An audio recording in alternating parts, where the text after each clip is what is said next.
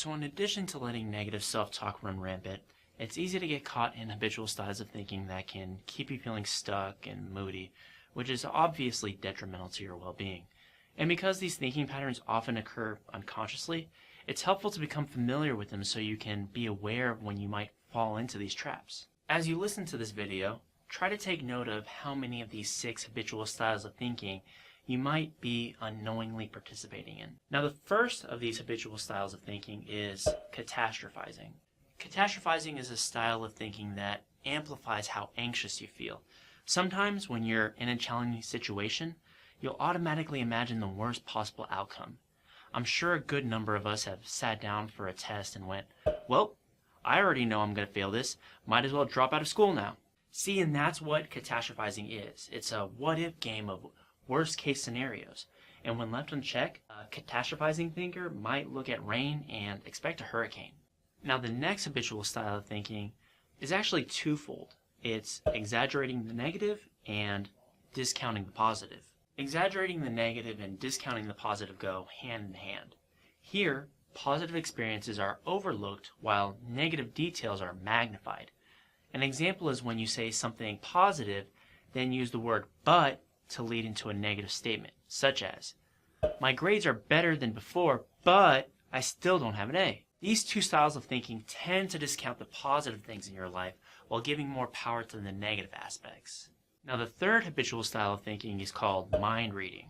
Mind reading involves convincing yourself that you know what other people are thinking and feeling and why they act that way they do, without actual evidence.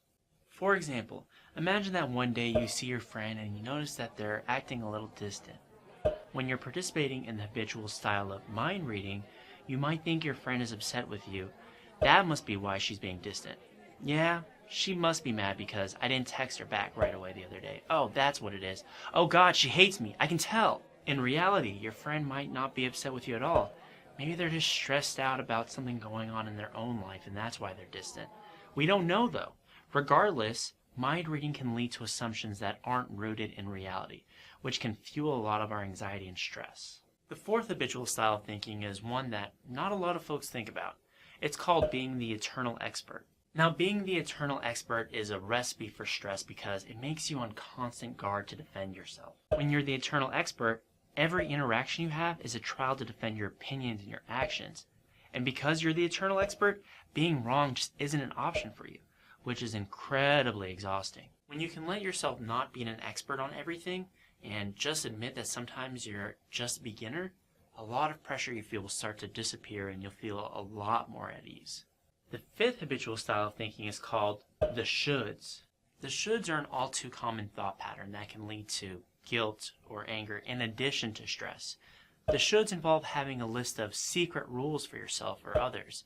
If you participate in this habitual style of thinking and you break these rules you've set out for yourself, you'll start to feel guilty because you haven't lived up to your own expectations, the secret rules you set out for yourself. And if other folks break your secret rules, you're likely going to feel angry or resentful. But by not participating in the shoulds, you're less likely going to feel guilty in your daily life if things don't exactly work out as you planned. Now, the sixth and final habitual style of thinking we're going to be talking about today is called blaming. Generally, blaming involves holding other people responsible for your pain. But blaming can also involve holding yourself responsible for the problems of others. With blaming, you believe that there's always someone or something outside yourself that's the cause of your suffering and pain. The problem with blaming is that you typically don't have the ability to change other people, and a lot of the times, you can't always change your situation or your circumstances. For the most part, you can only really hope to change yourself. So, if you hold on to the belief that you can't control what happens in life, or that everything bad that happens is the fault of someone else, you deprive yourself of any feelings of power to affect change in life. But by being aware of when you start blaming, you begin to shift your locus of control inward, and you'll begin to feel more control of your life, regardless of whatever circumstances come in your way. So how many of these thinking styles do you think you participate in? Remember, allowing these types of thinking to have free reign over your mind is a recipe for stress, anxiety, and even depressed mood. Just by being aware, without judgment, of your styles of thinking, you'll be able to allow yourself to step outside of these negative thinking patterns. Or in other words, It'll allow you to work with your mind instead of letting your mind control you.